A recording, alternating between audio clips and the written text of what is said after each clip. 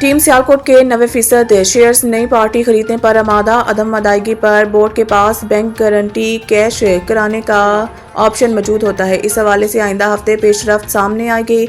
दूसरी जानिब वसीम अकरम ने तस्दीक की है कि वो सियालकोट स्टॉलियंस के सदर नहीं रहे।